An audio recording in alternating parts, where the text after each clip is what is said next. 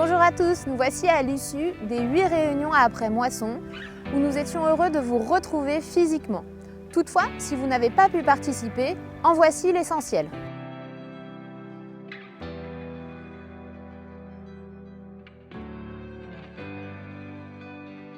Place à Thomas Taldir qui est notre nouveau responsable céréales et qui va vous faire un bilan de la moisson 2020 et vous présenter les perspectives du marché des céréales. Quel est le bilan de la moisson 2020 à l'échelle de la France? C'est une moisson assez décevante à l'échelle de la France cette année, avec des baisses globales de rendement autant en blé qu'en orge, en pois ou encore en colza. À l'échelle de la France, pour cette année, on se retrouve avec une production de blé inférieure à 30 millions de tonnes, avec un faible disponible exportable de l'ordre de 6 millions de tonnes. À l'échelle européenne, on a un recul de la production de l'ordre de 17-18 millions de tonnes. Mais malgré tout, ce qu'on remarque, c'est que même si on a un constat d'un déficit de production assez marqué, ça ne se traduit pas forcément systématiquement par une envolée de notre marché. Notre blé français peine un petit peu à l'export. Il subit un petit peu son manque de compétitivité par rapport à certains voisins européens et d'autres pays exportateurs. Quels pays tirent leur épingle du jeu? Au sein même de l'Europe, il y a d'autres pays producteurs de blé qui viennent un petit peu nous challenger sur certaines destinations dites privilégiées, comme l'Algérie pour le blé français. Et ces pays, c'est notamment la Pologne et les pays baltes qui ont plutôt fait une moisson, une bonne moisson, autant du côté quantitatif que du côté qualitatif. Et ces pays viennent prendre un petit peu nos parts de marché en début de campagne, que ce soit sur le marché export ou sur le marché intracommunautaire.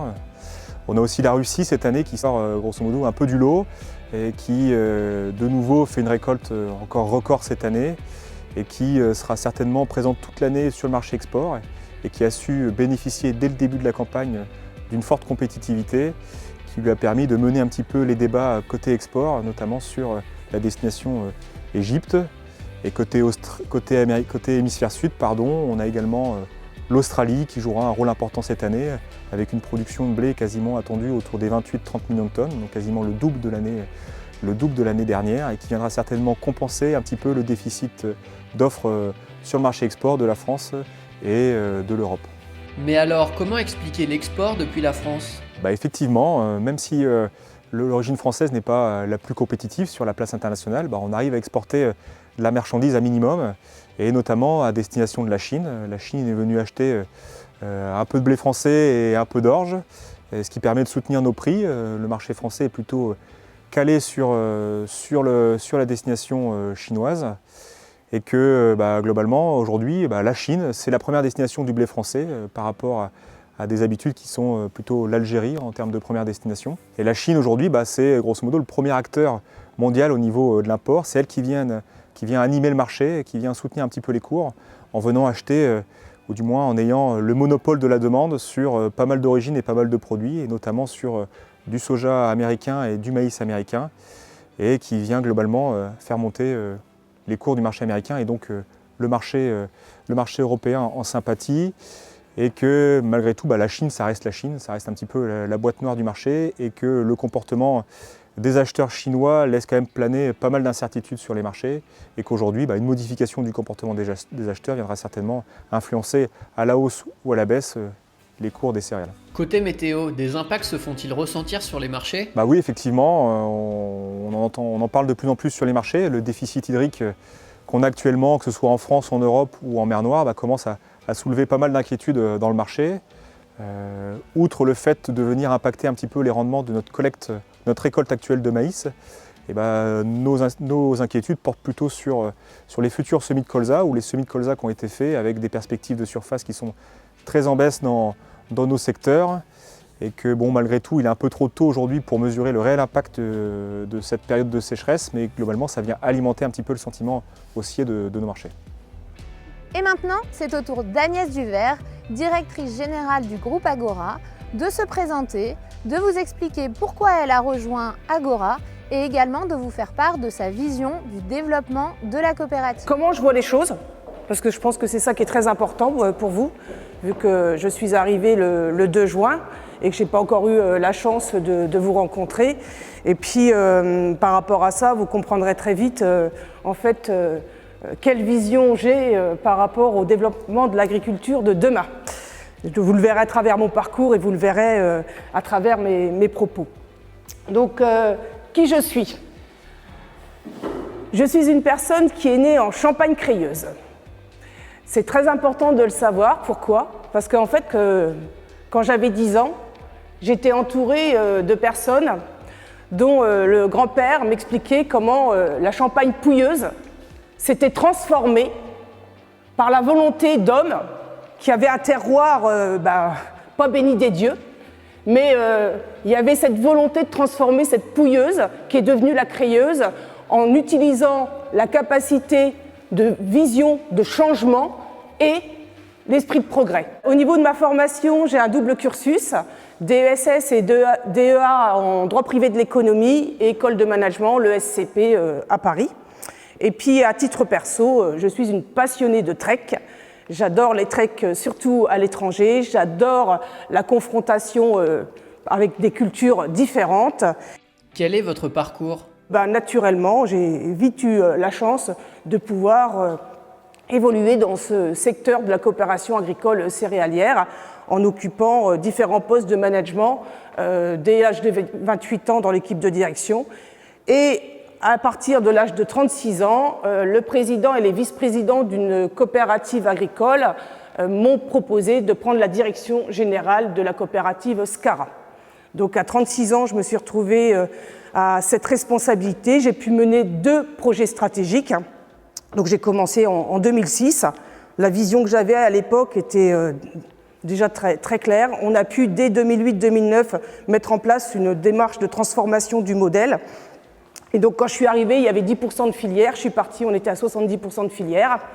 Quand je suis arrivée, on n'avait pas de démarche environnementale. Je suis partie, on était à 70% d'agriculteurs en démarche environnementale de niveau 2. Dans les grandes lignes, direction générale et en 13 ans, transformation du modèle. Ce que j'ai eu aussi dans mon parcours professionnel qui peut vous intéresser, c'est que j'ai eu 2 mandats d'administratrice.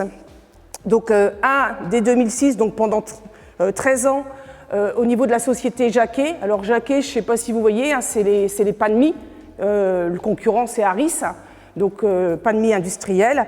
Jacquet qui est devenu Jacquet Brossard. Hein. Donc quand je suis rentrée au conseil d'administration, on perdait de l'argent. On ne savait pas si on allait y arriver. Il y avait un autre actionnaire, c'était le groupe Limagrin, que vous connaissez par ailleurs. Il est souvent connu pour les semences, mais pas que. Et là, durant ces 13 années, j'ai pu voir l'épopée d'un groupe agro-industriel qui se battait pour trouver le moyen de continuer à créer de la valeur et à se développer face à des GMS. Et ce groupe, Jacquet Brossard, a su avoir une culture du temps long pour ne pas lâcher son objectif. Aujourd'hui, Jacquet Brossard dégage du résultat, a commencé sa politique de développement à l'international, a complètement reconfiguré toutes ses usines. Donc j'ai vécu tout ça et en même temps, ça permettait de prendre du recul sur une chose importante, c'est que souvent quand on est à l'amont, moi je dirigeais la coopérative, hein, on a l'impression que le consommateur citoyen ne nous comprend pas, qu'on est les seuls à vivre ça. Et, quand j'étais au conseil de Jacquet Brossard, on écoutait le CIO, il nous disait la même chose. Consommateur citoyen, entre ce qu'il nous dit et puis quand on voit le directeur des achats chez Carrefour, les mêmes paradoxes à gérer. Donc, juste une prise de hauteur de vue par rapport à l'approche filière. On est plus ou moins tous dans le même combat quelque part. Donc, ça permettait, et moi ce que ça m'a permis surtout aussi, c'est de toujours être en veille par rapport à l'attente du client, de notre client. Toujours savoir ce que le client de notre client attend, puisque quelque part, ça se répercute à l'amont à un moment donné, avec un rapport au temps qui est plus ou moins long. Autre mandat, j'ai pu, dès 2014, rentrer au conseil d'administration de Nasqueo Environnement. Donc Nasqueo Environnement, à l'époque, c'était le leader français de la méthanisation. Autre mandat de mon parcours professionnel, je suis membre du HCCA. Alors là, je vous dis, je suis membre parce que je n'ai pas démissionné. Les 2 autres, j'ai démissionné, mais pas ce mandat-là. Donc le HCCA, qu'est-ce que c'est ? c'est le Haut Conseil de la coopération agricole française. Alors le HCCA, nous sommes 12 membres. Le HCCA, c'est l'interface qui travaille avec le ministère au niveau du droit coopératif et de l'analyse économique de tout ce qui concerne la coopération. Donc viticulture, sucre, élevage, céréales, tous secteurs confondus. Donc en fait, on est à la croisée des chemins de l'évolution du droit coopératif et de l'analyse économique de la performance du modèle coopératif par rapport au développement, notamment en France. Pourquoi avoir rejoint Agora? C'est très simple. Tout d'abord, l'analyse que j'ai faite, Agora se situe sur un bassin de production qui est aux portes de bassins de consommation et aux portes aussi d'une dynamique export dynamique. Qu'est-ce que ça signifie pour une personne comme moi qui vient d'un endroit au milieu de nulle part? Ça signifie qu'ici, on a le choix des débouchés. On peut segmenter, on peut faire de l'analyse pour segmenter et on a le choix du débouché. Ça a une valeur inestimable en agriculture. Une valeur inestimable. C'est ici, c'est pas ailleurs, oui, et c'est ici qu'il y a les bassins de consommation et c'est ici aussi qu'il y a la dynamique export possible. C'est précieux, mais voilà, moi mon regard là-dessus, c'est juste génial. Autre élément dans mon analyse qui a fait que j'ai rejoint Agora, c'est que je suis convaincue, conviction profonde, que demain, l'agriculture, et donc les agriculteurs, et donc les adhérents d'une coopérative agricole, pourront créer de la valeur à travers des démarches environnementales structurées et structurantes qui leur permettront, à travers l'agglomération d'indicateurs environnementaux compilés, de démontrer le bénéfice positif qu'ils ont sur l'environnement et ils pourront le monnayer. Troisième élément de ma motivation, ça vous l'aurez compris, je suis attachée à la coopération et Agora est une coopérative. Comment fonctionnez-vous? Je ne fonce pas tête baissée. On a des lourdes responsabilités. Foncer tête baissée, c'est complètement irresponsable. Donc, penser, analyser, c'est la première étape. Penser, analyser, on a commencé à le faire avec le conseil d'administration. Les 2 et 3 septembre, nous avons eu un séminaire lançant notre démarche stratégique, séminaire de 2 jours, très dense, avec les administrateurs et l'équipe de management. Au cours de ce séminaire, on a partagé un certain nombre d'éléments concernant la vision du monde extérieur et surtout la vision que l'on avait du changement de la coopérative à un horizon de temps, on va dire, long, ça s'appelle un projet d'entreprise au départ, pour être sûr qu'on s'entendait sur la vision de la coopérative, les missions de la coopérative, les valeurs de la coopérative et la gouvernance de la coopérative. Donc là, on est dans les starting blocks. Il y a un certain nombre de dates qui vont être arrêtées pour finaliser beaucoup de choses et qui nous permettront en début d'année de vous apporter le plan stratégique de la coopérative. Donc analyser les choses, les penser. Directeur, c'est être à la croisée des relations humaines. Donc comment je fonctionne, comment j'imagine, j'ai besoin de ressentir. Ressentir, c'est comprendre. Et pour ressentir et comprendre, il faut rencontrer.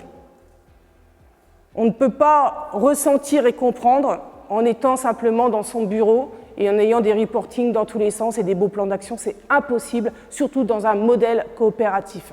En tous les cas, un modèle coopératif digne de ce nom. Donc comment j'ai fait pour commencer à ressentir et comprendre? D'abord, au mois de juin, j'ai fait le tour des régions.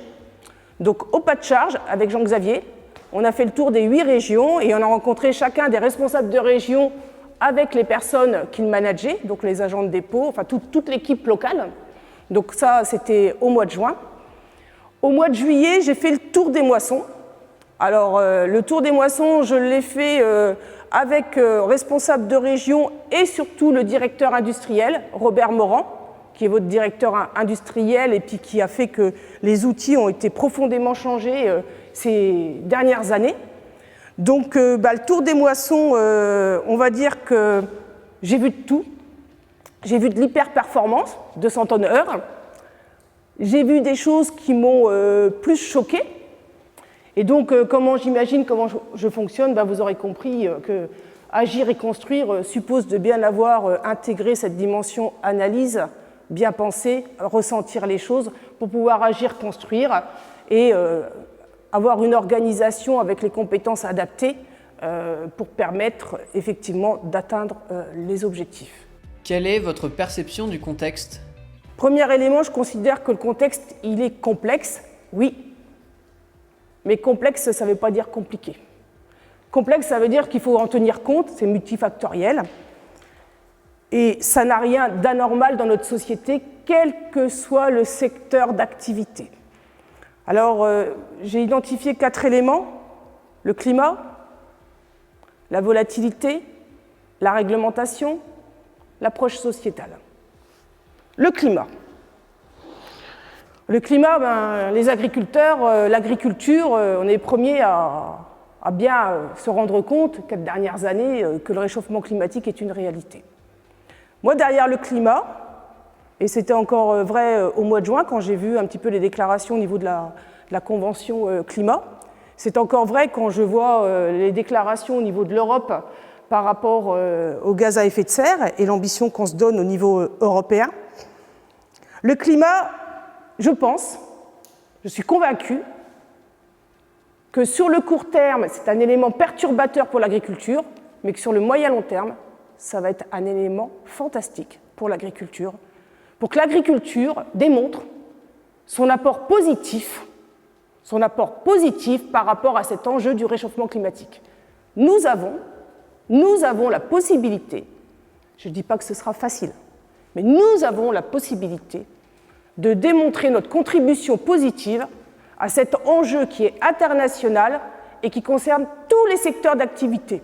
Ça sera, je le répète, peut-être complexe, mais un enjeu que nous pouvons relever.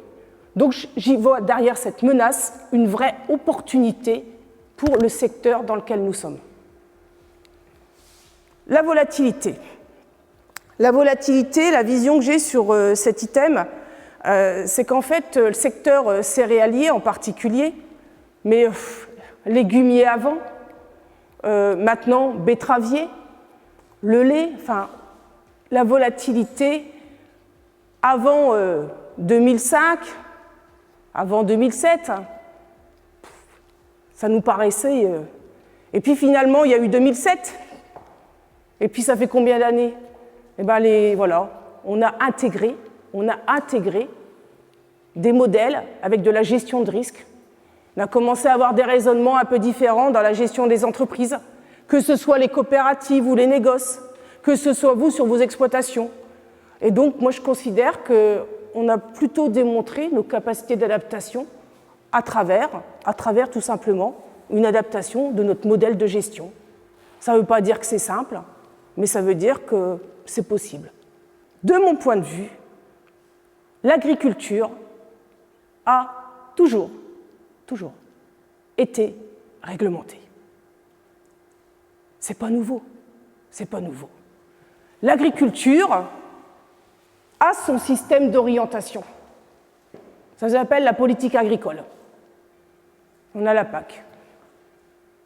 Ce qui se passe aujourd'hui, au niveau de la réglementation française, n'est ni plus ni moins que l'adaptation par rapport au système d'orientation supérieur européen. Ce n'est pas nouveau. Aujourd'hui, on le sait, on en parle à couvert, de moins en moins, parce que la GPB en parle de façon de plus en plus découverte. On sait par exemple, je vais prendre un exemple, qu'il y a en discussion le fait que le verdissement de la PAC va avoir lieu et que les exploitants agricoles qui n'auront pas initié une démarche environnementale, entre guillemets, une vraie, pourront perdre 150 € l'hectare d'aide. Je n'ai pas dit pourront gagner en plus. Hein? On est d'accord. J'ai dit perdre. Donc, quelque part, le système d'orientation qui est en train de se définir et qui va arriver, dont les contours seront précisés une fois qu'il y aura l'application franco-française, il est déjà en train de maturer. Donc la réglementation, le fait qu'on ait cette dimension européenne, si on le voit comme quelque chose d'historiquement vrai, notre responsabilité, ce n'est pas d'attendre que les choses s'appliquent en France pour faire de l'anticipation. C'est qu'est-ce qui se discute au niveau européen. Aujourd'hui, on a des gros dossiers au niveau européen.